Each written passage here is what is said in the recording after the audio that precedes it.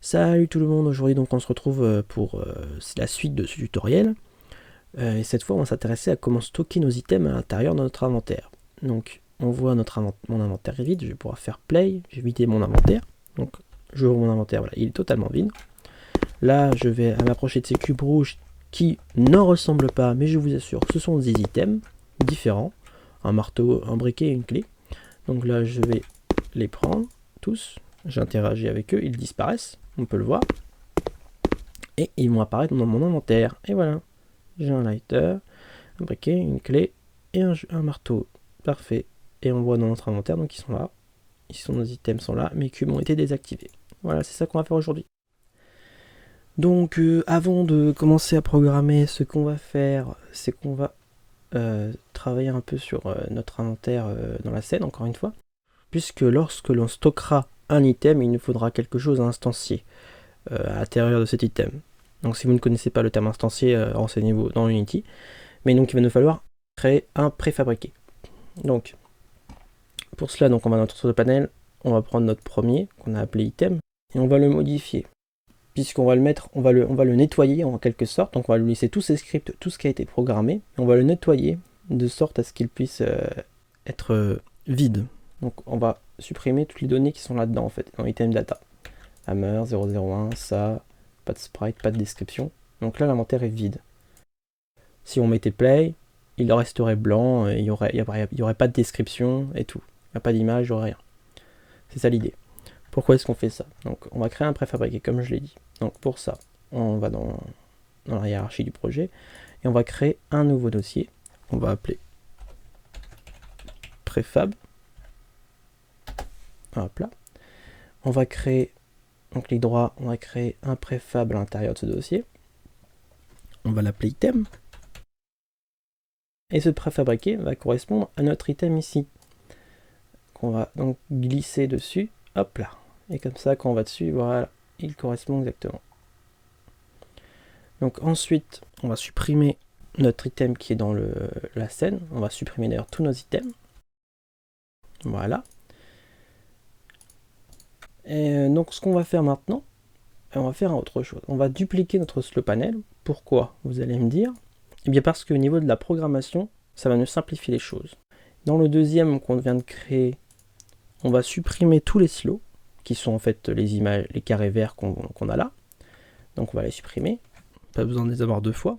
Ce qui nous intéresse surtout dans ce deuxième slow panel, c'est le composant glide out group qui va poser nos items de la même façon que notre slow panel original.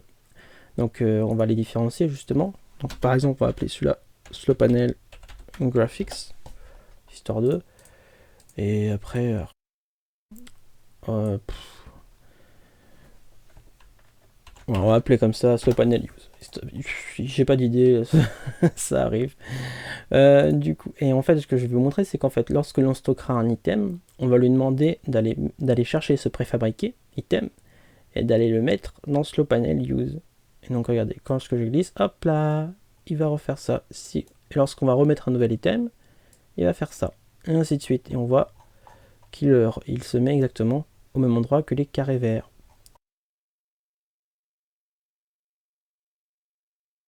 Techniquement parlant, si vous voulez savoir, ça va nous éviter en fait de prendre en considération tous les slows qui sont là. Si on faisait pas ça, on mettrait les items donc dans les slows. Et donc en termes de programmation, il faudrait que le FPS controller, le script FPS support, connaisse qu'on est en variable tous les slows. Donc tout est prêt. Maintenant on va pouvoir commencer un peu à scripter. Donc on va prendre notre script FPC support, qui donc, on le sait, va faire le lien entre item slow et item variable. Item variable étant le script utilisé qui sera mis sur les items, et item slow, le script à l'intérieur de l'inventaire. Donc on va ouvrir.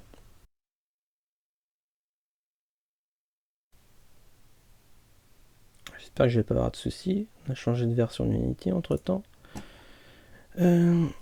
Donc, tiens voilà, tout est ouvert, c'est parfait. Du coup, ce qu'on va faire, donc on va créer des nouvelles variables. Donc lorsqu'on va stocker nos items, il va nous falloir il va nous falloir des variables pour les attraper. Donc on va créer deux variables. Une publique qui va être un float, qui va s'appeler pickUpRange, et qui va identifier la distance à partir de laquelle on peut attraper un item dans la scène. On va créer une deuxième variable qui va, elle, cette fois être privée, et donc qui va être un GameObject, qui s'appellera ObjectInteract, et qui va stocker les informations concernant l'objet avec lequel on interagit, donc l'item en l'occurrence. Mais il pourrait servir à plein d'autres choses, donc il est intéressant. C'est pour ça que je l'appelle juste ObjectInteract et pas genre item interact. Ensuite, il va nous falloir un nouveau bouton. Donc dans notre liste de boutons, on va rajouter un nouveau bouton qui va nous servir à interagir. Donc on va l'appeler Interact Button. Ensuite, on va devoir créer un moyen d'identifier nos items, puisqu'on va pouvoir interagir avec plein de choses dans un niveau. Donc le mieux, c'est de créer un tag qui va être fait pour interagir avec les items. Donc l'idée, c'est que on va interagir avec un objet. Notre script va vérifier est-ce que cet objet est un item. Comment? Il va vérifier que son tag est bien item. Donc on va créer une nouvelle variable stringed qu'on va appeler item tag tout simplement, et on va même direct lui donner un nom qu'on mettra dans le jeu après. Donc on va appeler item. On pourra changer après, mais par défaut on va mettre ça. Il n'y a pas de raison que ce soit autre chose. On va lui mettre un titre à cette variable, parce qu'on peut avoir plein de tags à utiliser dans un jeu. C'est très utile les tags. Donc on va appeler tagsList. Voilà. Donc là je suis bon. Et on va créer enfin des variables qui vont nous permettre d'instancier notre item à l'intérieur de notre inventaire. Donc pour ça on a besoin de 3 variables. Donc on va créer une variable de type transform. Donc ça là aussi je vous ai dit, si vous n'avez pas vu l'instanciation, essayez de voir un petit peu. J'ai pas forcément envie de faire un cours là-dessus, mais je vais utiliser l'instanciation. Voilà. Donc on utilise le composant transform. Ensuite on va créer une deuxième variable là aussi de type transform pour justement on veut instancier notre item préfab, notre fabriqué d'item. Où est-ce qu'on veut l'instancier? Dans son pair. Son pair c'est qui? C'est inventory slow, c'est le slow d'inventaire. Celui qu'on a appelé panel slow use. C'est ça je crois. Slow panel use, c'est bien. Et ensuite une dernière variable qui va être un nombre entier, donc int, et qui va correspondre au nombre de slow dans l'inventaire, qui va nous permettre de vérifier si l'inventaire est complet. Donc moi je le connais, c'est 16 pour moi. C'est le nombre de carrés verts que j'ai fait. Si on vérifiait pas ça, l'inventaire pourrait continuer à l'infini. Et ce serait pas dans les cases vertes. C'est problématique. Voilà, on a toutes nos variables qui vont nous être utiles.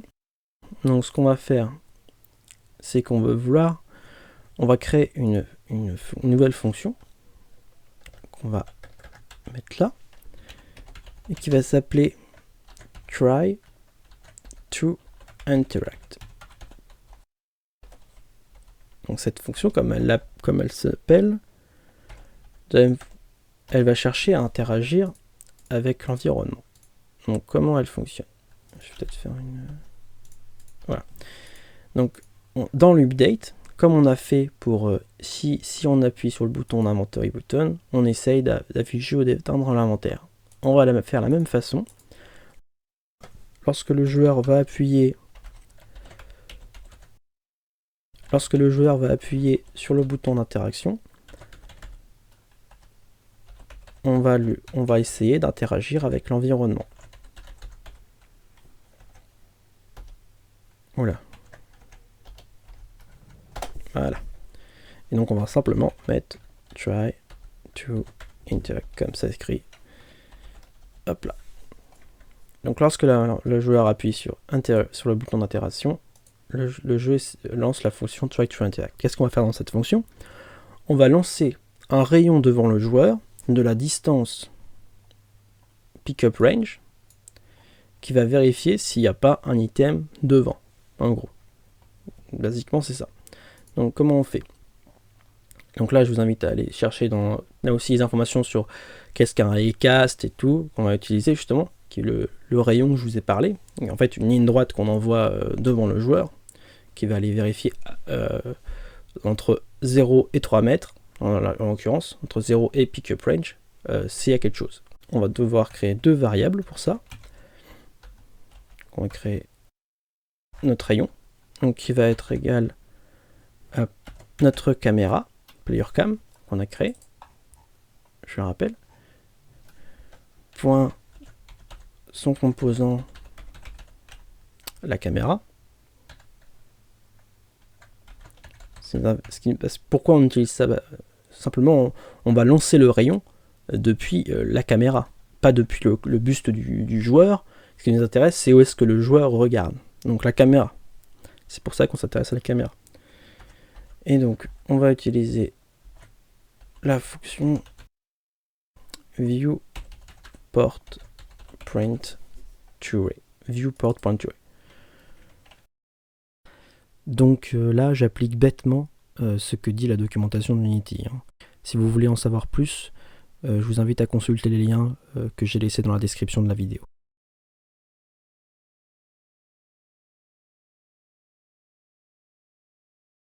J'ai fait une erreur? Bah oui, je sais pas pourquoi j'ai fait ça. Je suis désolé. J'ai venu 2 fois New Vector 3. Je recopie trop bêtement ce que j'ai écrit à côté. Parce que je suis une note, bien sûr. Et on va créer une deuxième variable qui va être d'identification raycast_it, donc c'est une structure utilisée pour avoir l'information du raycast. Donc en d'autres termes, qu'est-ce que l'objet, notre rayon, va toucher? Donc en l'occurrence, le hit, ça correspondra au GameObject, par exemple. Voilà. Pas exactement, mais en final, le hit j'ai fait encore une erreur. Ah oui, la variable n'est pas encore utilisée, normal. Donc le hit, ça va être le point d'impact du rayon. C'est-à-dire le collide, il va faire en fait notre rayon dans le niveau sera arrêté par tout ce qui est collider dans le jeu. Donc le hit va être le point d'impact du rayon avec un collider.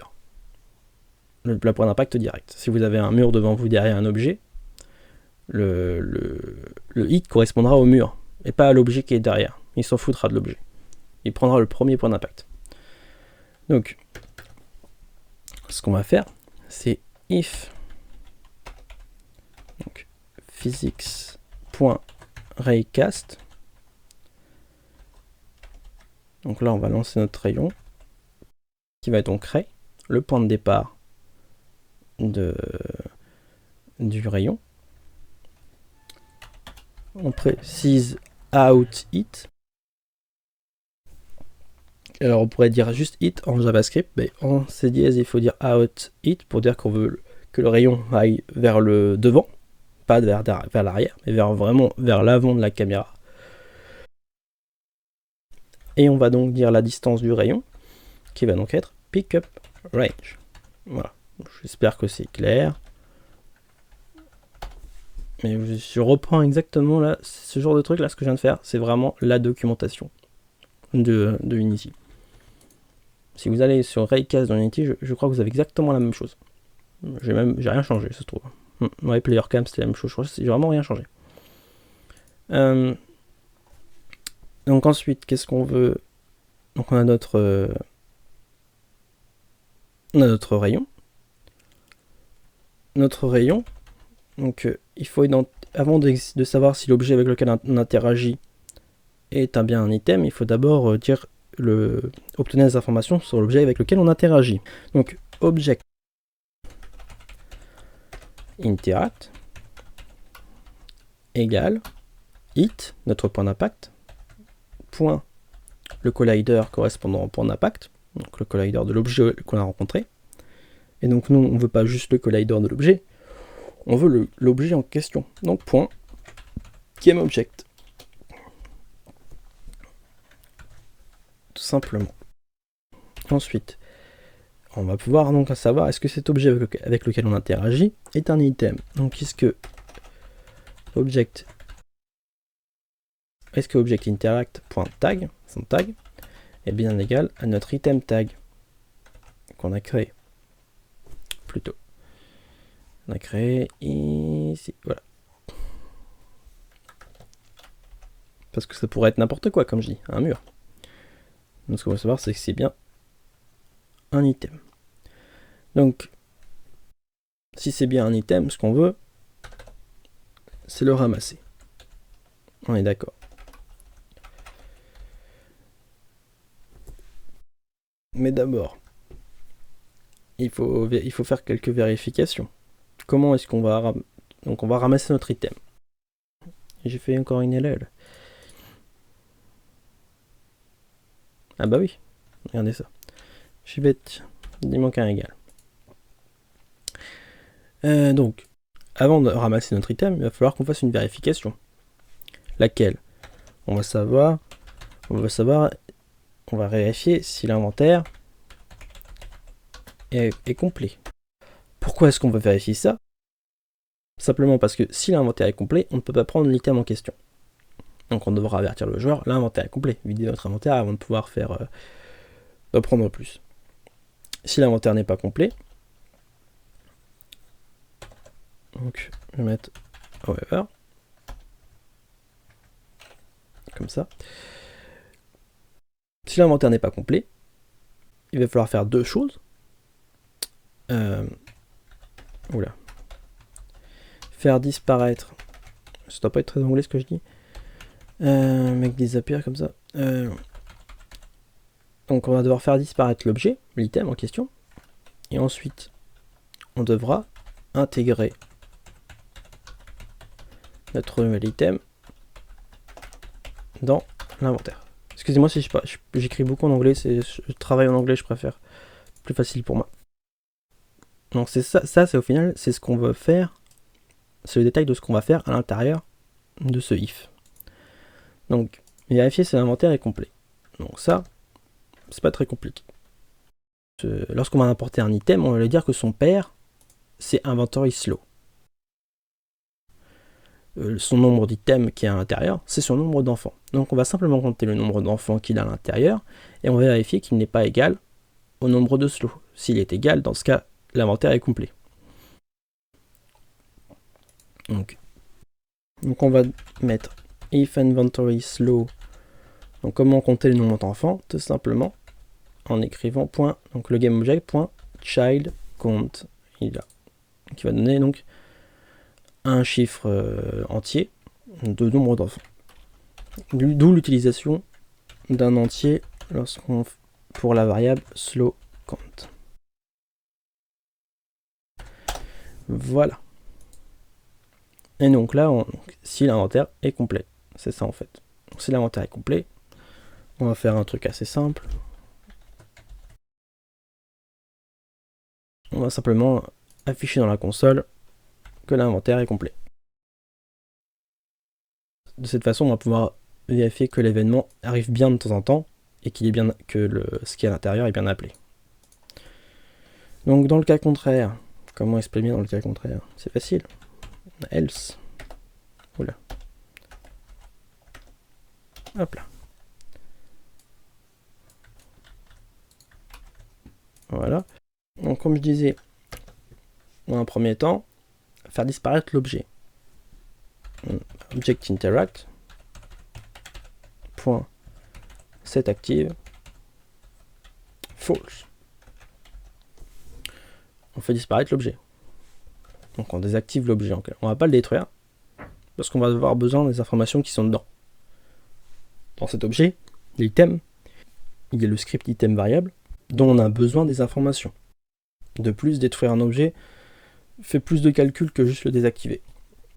S'il est désactivé, il gêne pas. Hein. Il n'y a plus de collider, il se voit plus. Donc, on veut intégrer notre nouvel item. Donc, j'ai parlé tout à l'heure comment il fallait faire. On va faire de l'instanciation. Donc là aussi, c'est de la documentation. Je reprends bêtement ce que m'a appris la documentation d'Unity concernant l'instanciation. je crée une nouvelle variable de type transform. On va appeler nouvel item, donc notre nouvel item. On va donc dire que new item égale la fonction instantiate, qui va donc instancier ce nouvel item. Donc là, on voit le détail de ce que doit contenir ce script. Donc là, on va pas utiliser ça. Non, on va utiliser ça. Les éléments qui sont importants dans l'instanciation, c'est ça. C'est le type d'objet, sa position et sa rotation dans l'espace. Donc, on va instancier donc notre item préfab. On veut mettre un nouveau préfabriqué dans notre inventaire. Lorsque l'on instancie un objet, il faut préciser sa position et sa rotation. Ici, sa position et sa rotation seront évaluées grâce au composant Grid Layout Group du SLEPanel, auquel on va lui donner justement pour nouveau fils un item préfab.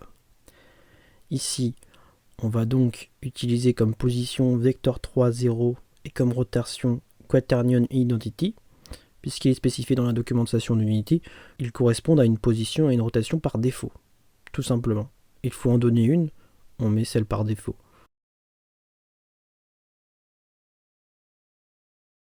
Et donc on rajoute cette information pour que l'instanciation se fasse à se transforme. Donc ça là, si on laisse juste ça, notre nouvel item va apparaître dans le jeu, comme ça. Mais il va être à une position qui ne va pas.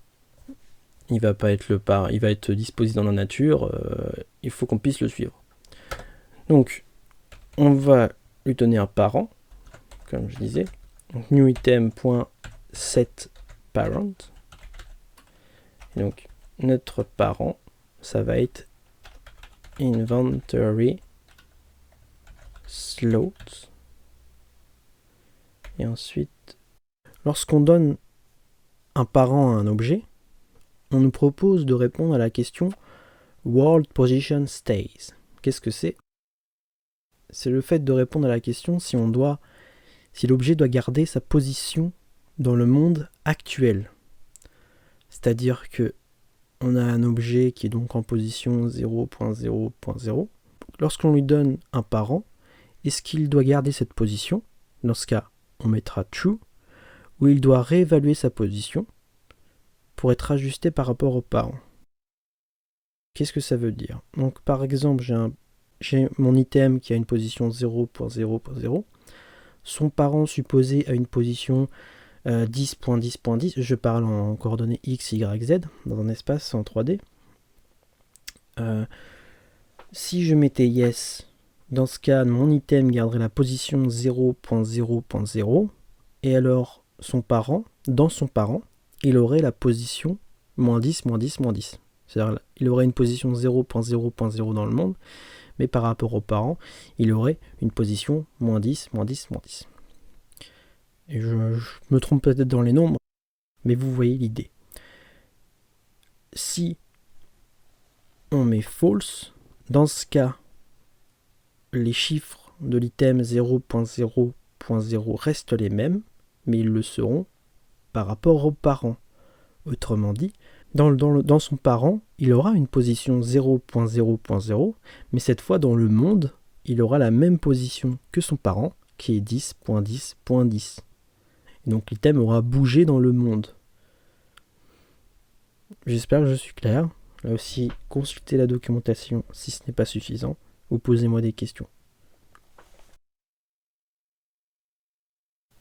Et là, c'est bon.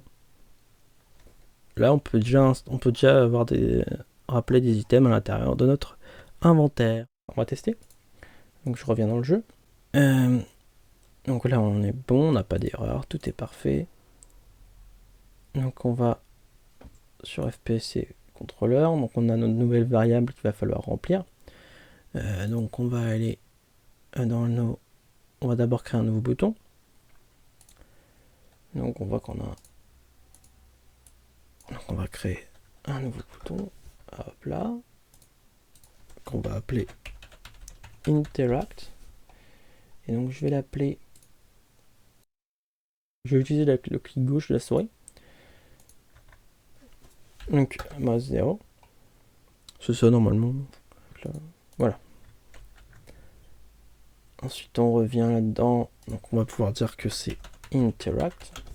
On respecte la casse, hein, majuscule et tout. Si on n'a pas, on n'en met pas. Donc qu'est-ce que notre item préfab? Bah, c'est notre item ici. Donc on va lui mettre. Hop là. Donc il va prendre son composant de transformation pour justement le placer. Notre inventory slow, donc on en a deux. Ce qui nous intéresse, c'est le deuxième, qui va intégrer les items en tant que tel. L'autre, au final, n'est que de l'image. Ensuite, ce qu'il faut qu'on fasse, donc on va créer. Il va nous falloir créer.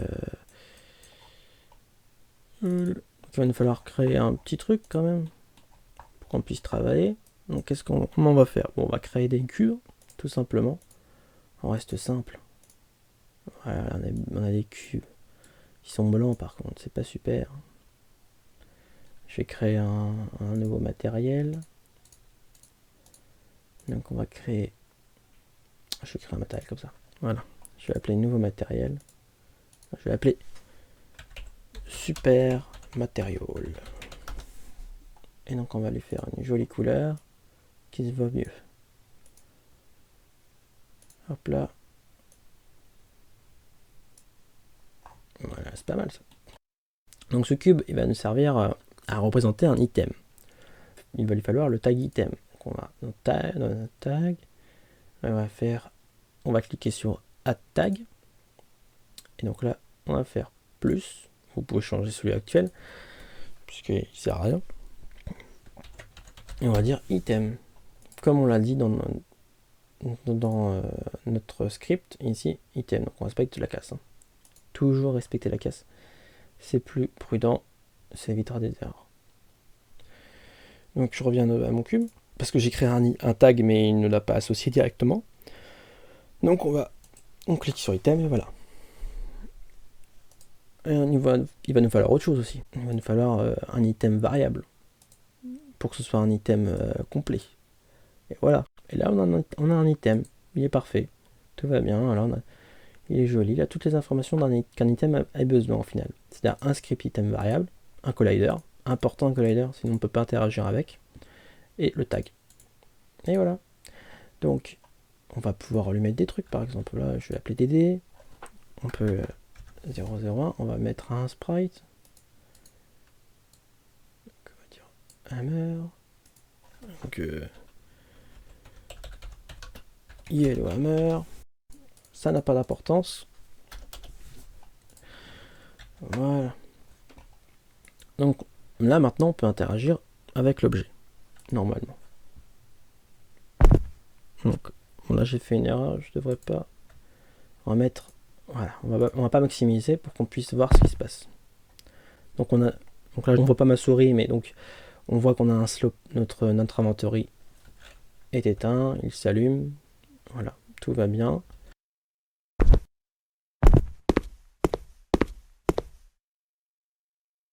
Là, voilà, là j'ai fait clic gauche devant mon item, et vous avez vu ce qui s'est passé. Je vais le recommencer si vous n'avez pas vu, mais c'est que on a un item, la clone, qui est apparu dans notre inventaire.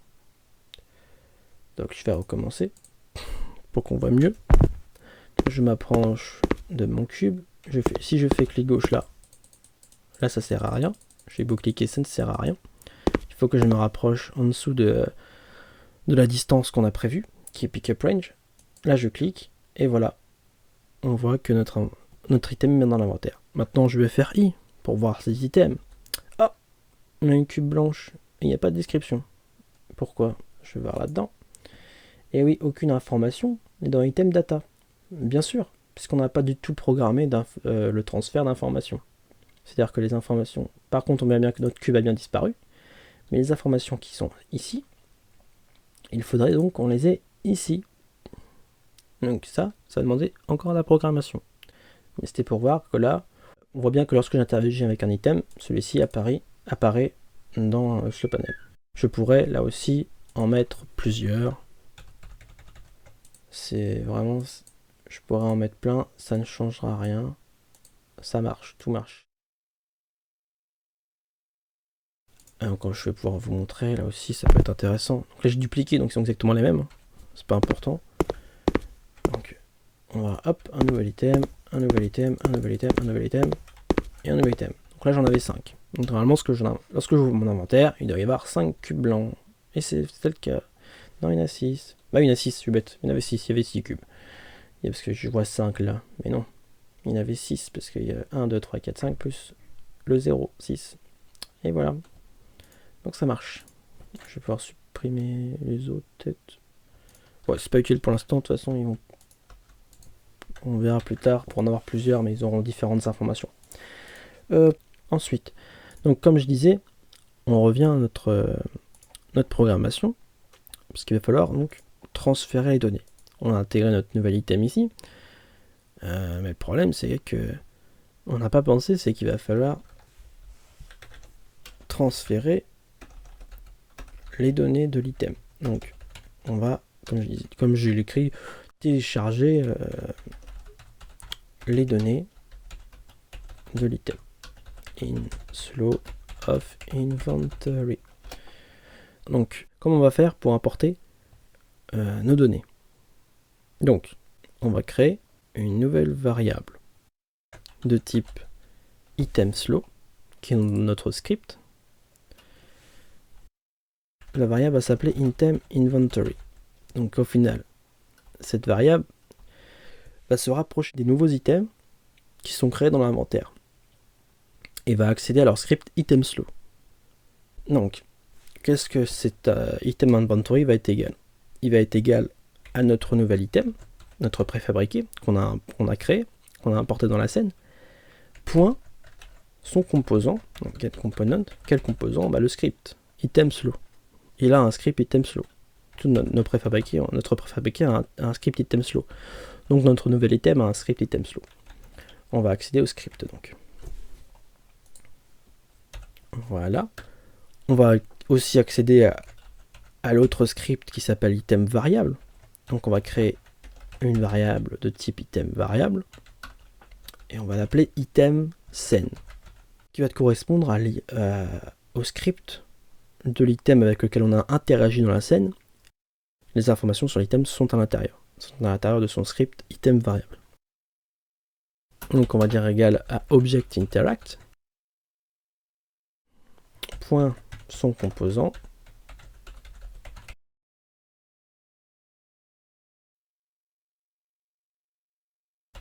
item variable.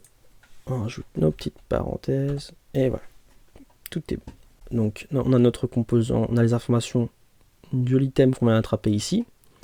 Et là, on a notre item dans l'inventaire qui est vide pour l'instant. Donc l'idée, c'est qu'on va transférer les informations qui sont dans l'item variable. On va les mettre dans item slow. Et donc là, il faut écrire, il faut y aller. On va dire que item inventory, donc qu'on a créé, donc qui est le script au final item slow qui est dans le new item. On va dire que son type, il est égal au type de item scène. On va dire item scène point. Ah, excusez-moi. Point item type. Voilà. Et ça va être comme ça pour le reste. Qu'est-ce que ça fait exactement? Donc là, on voit qu'il y a mes scripts qui sont vers en haut. On va donc item inventory, item type. Donc c'est ça en fait. C'est item inventory, donc item slow. Item type qui est là. Et je lui ai dit que c'était égal à l'item type qui est ici. Tout simplement. Et on va faire pareil. C'est-à-dire que item ID est à l'item ID. Item sprite égale item sprite. Item description égale item description. Donc là, il faut juste écrire bêtement. On transfère des données. Il faut y en avoir 18. Il faut qu'on le fasse. Donc là, je vais me simplifier la tâche. C'est pas compliqué. Moi, j'ai déjà tout écrit d'à côté. Donc je vais faire un copier-coller. Hop. Et voilà. C'est ça que vous devez avoir. Comme je l'ai dit, item ID égale item ID, item sprite égale item sprite, item description égale item description. Et donc là, on est bon. Donc, une fois que c'est fait, on va pouvoir revenir sur Unity. Il n'y a pas d'erreur dans le truc. Donc, on a notre cube ici. Et donc, il va falloir que notre item soit bien, et bien des informations à l'intérieur. Donc je fais play. Et donc là, hop, j'ai bien attrapé mon item. Maintenant je vais dans l'inventaire et hop, un marteau.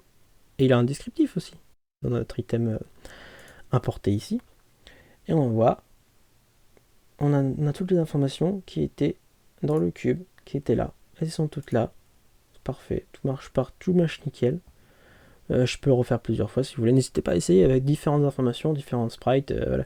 Vous allez voir, ça marche. Tout est parfait. Vous pouvez même aller, si vous voulez plus vous entraîner, vous pouvez aller jusqu'à 16 là. Vous mettez 17 cubes. C'est pas la peine, ça prendra du temps pour rien sur le tuto. Mais donc vous mettez 17 cubes sur la carte ou 18 et vous allez voir qu'à 16 vous allez être bloqué. Et il y aura un debug log qui dira que à chaque fois que vous essayez de choper un nouveau cube, il dira l'inventaire est complet, tout simplement. Et il y aura pas, vous ne dépasserez pas les 16. Ou plus si vous avez fait un inventaire plus important. Voilà, c'est fini. On se retrouve donc la prochaine fois pour utiliser ces items. Voilà, là on les stocke. Maintenant il va falloir en faire quelque chose. Voilà, salut.